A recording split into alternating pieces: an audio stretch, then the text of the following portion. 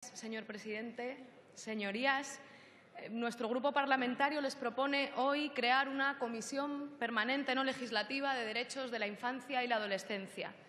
Para mí es un honor que mi primera intervención en este pleno sea para defender la creación de esta comisión, y no puedo empezar sin destacar antes que esta propuesta no hubiera sido posible sin el trabajo obcecado de nuestra diputada Ione Belarra, que está aquí sentada, y también del equipo de derechos de la infancia de Podemos, a Marta, que está ahí arriba, a Aurea y a David, y sobre todo sin el recorrido largo, valiente y tenaz de las organizaciones de la sociedad civil que día a día trabajan en nuestro país y en todo el mundo para garantizar los derechos de los niños, las niñas y los adolescentes. Organizaciones como UNICEF, como Save the Children, otras agrupadas en la plataforma de organizaciones de infancia que hoy están también aquí defendiendo esta propuesta y a las cuales les agradecemos no solamente que estén aquí, sino todo el trabajo que ha posibilitado que hoy estemos defendiendo esta Comisión de Infancia y Adolescencia.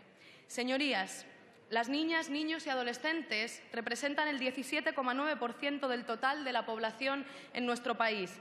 Son 8.300.000 ciudadanos cuyos derechos están reconocidos por el marco legislativo nacional e internacional y que, por tanto, deben poder ejercerlos de manera real y efectiva sin distinción de ningún tipo. No votan, pero son ciudadanos de pleno derecho.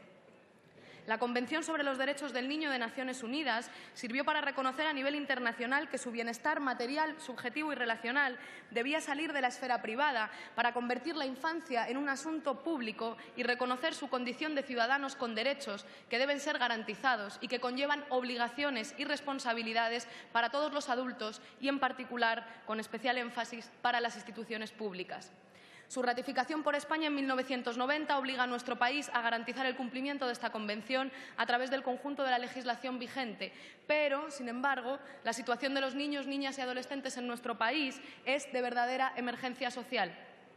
Los derechos fundamentales de la infancia se ven vulnerados de forma sistemática en España, sin la necesaria atención por parte de las administraciones públicas. Les voy a dar solo algunos datos. La pobreza y la desigualdad han aumentado de forma alarmante en nuestro país.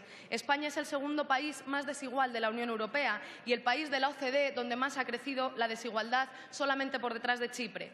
El número de millonarios ha crecido en nuestro país un 40% durante la crisis, mientras un tercio de la población española está en riesgo de exclusión social o en riesgo de pobreza. Esta situación se agrava para los niños, niñas y adolescentes. Según los datos del INE y de Eurostat, más del 30%, en ocasiones más del 35%, más de un tercio de la población infantil está en riesgo de pobreza o exclusión social.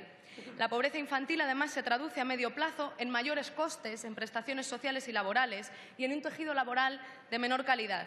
Invertir en infancia es, por eso, incluso desde un punto de vista estrictamente económico, si es que a alguien no le importa la garantía de los derechos fundamentales en nuestro país, es invertir, decía, en el conjunto de la sociedad y en la prosperidad y desarrollo económico del país. En materia de educación, España sigue arrojando un muy elevado porcentaje de abandono escolar, que sigue siendo el más alto de Europa. Y según Save the Children, mientras los hogares han perdido de media más de un 10% de su renta, el gasto medio por hogar en enseñanza ha debido incrementarse en más de un 30%.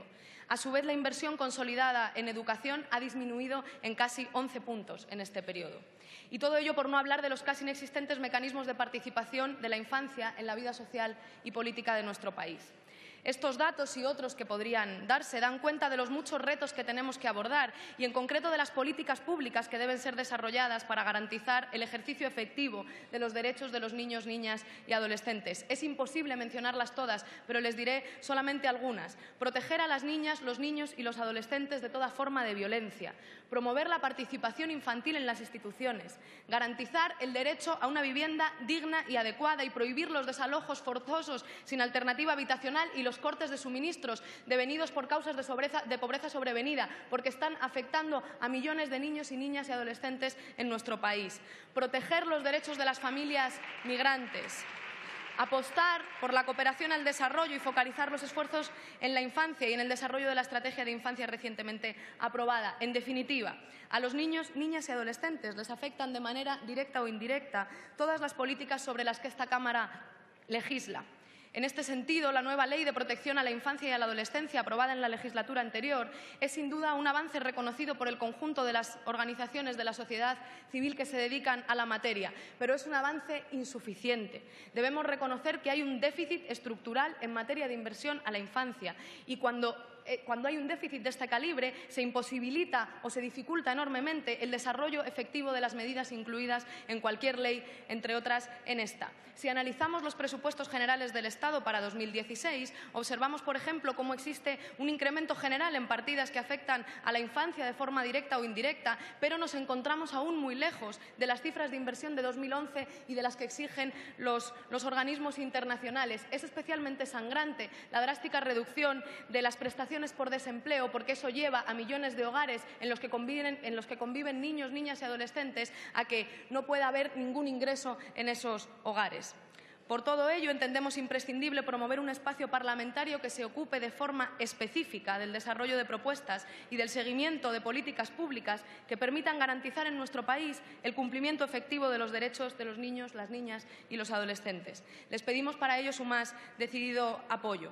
Esta comisión debe aportar la perspectiva de infancia desde un enfoque de derechos al conjunto de la actividad parlamentaria y al seguimiento de la acción de Gobierno en materia de infancia, en todas las políticas que afecten a los niños, niñas y adolescentes de forma directa o indirecta. Un seguimiento parlamentario que además fortalezca el rol del actual Observatorio de Infancia, que ha visto muy mermada su capacidad de trabajo por la falta de presupuesto. La Comisión debe velar también por el adecuado seguimiento y evaluación de la inversión en infancia, así como garantizar la apertura de un diálogo cotidiano con el conjunto de la sociedad civil y en especial esas organizaciones que defienden los derechos de los niños, niñas y adolescentes, a fin de que las propuestas de estos niños y niñas puedan verse reconocidas en la actividad cotidiana de esta Cámara. Un poco de silencio, por favor, que ya queda poco. Esta comisión debe ser, por último, a nuestro juicio, impulsora de medidas altamente demandadas por las organizaciones de la sociedad civil, como es el caso de un pacto de Estado por la infancia y la garantía presupuestaria de inversión en infancia, que es una propuesta que surge de las organizaciones que hoy están aquí y que defienden día a día los derechos de los niños, niñas y adolescentes. Señorías, no son muchas las ocasiones en las que esta Cámara tiene el consenso de todas las fuerzas políticas. Ahora podemos hacerlo y demostrar que las políticas de infancia son para nosotros y nosotras prioritarias.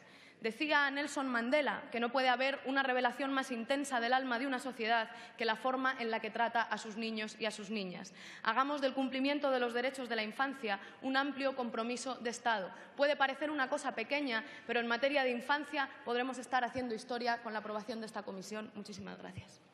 Gracias, señora Montero. Para fijar las posiciones de los grupos, tiene en primer lugar la